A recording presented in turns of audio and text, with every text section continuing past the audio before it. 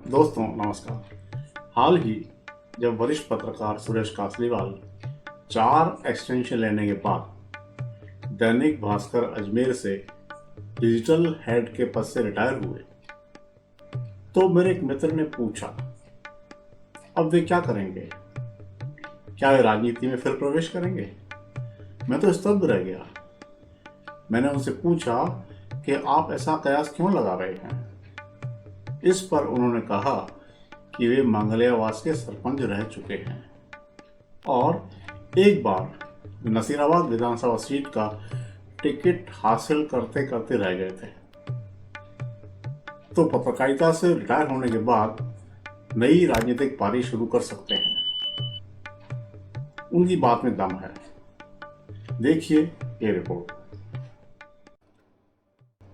यह सही है कि ग्रामीण पृष्ठभूमि के वरिष्ठ पत्रकार श्री सुरेश कासलीवाल ने जब 1989 में पत्रकारिता के क्षेत्र में प्रवेश किया तो उन्होंने यह कल्पना भी नहीं की होगी कि यही उनका कैरियर हो जाएगा। असल में वे टिकट प्रति मंगलियावास गांव के सरपंच थे। सन 1979 में पहली बार उप सरपंच चुने गए। उसके बाद सन 1985 से 2000 तक और सन 2005 से 2010 तक सरपंच रहे।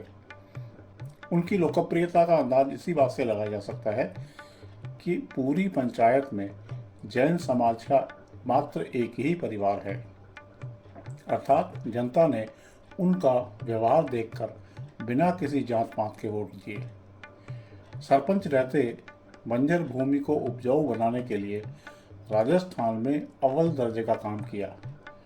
इसके उपलक्ष्य में उन्हें राष्ट्रीय स्तर पर पुरस्कृत किया गया। वे पीसागन पंचायत समिति की 45 ग्राम पंचायतों के सरपंच संघ के अध्यक्ष भी रहे। हालांकि वे किसी राजनीतिक दल से जुड़े हुए नहीं थे और न ही किसी पार्टी के सदस्य रहे, लेकिन तत्कालीन पुष्कर विधायक स्वर्गीय जनाब रमजान खान से गहरी दोस्ती थी। नसीराबाद विधानसभा सीट के लिए भाजपा में दो दावेदारों के बीच टिकट को लेकर घमासान चल रहा था। मरहूम जनाब रमजान खान को लगा कि दोनों को छोड़कर किसी तीसरे बेदाग व दबंग युवा पर दांव खेला जाए।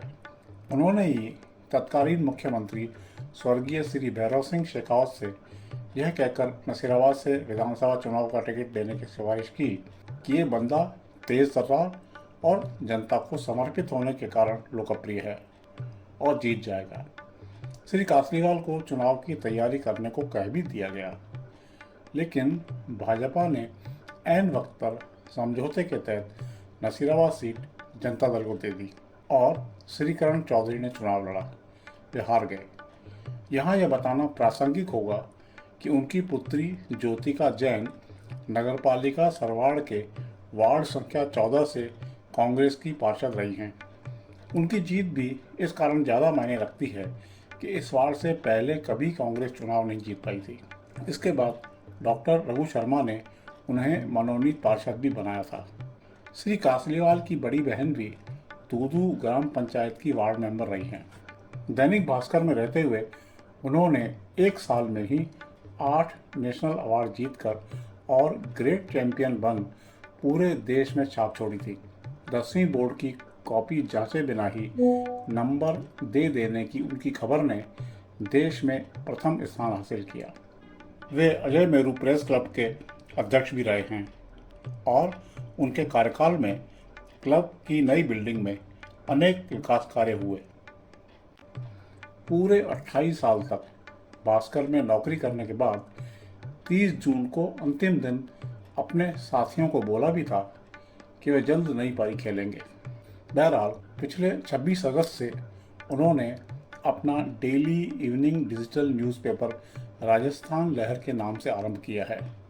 न्यूज़ चैनल भी जल्द शुरू कर रहे हैं, यानी पत्रकारिता को निरंतर जारी रखे हुए हैं। क्या फिर राजनीति में आने का मूड बनेगा? कुछ कहा नहीं जा सकता।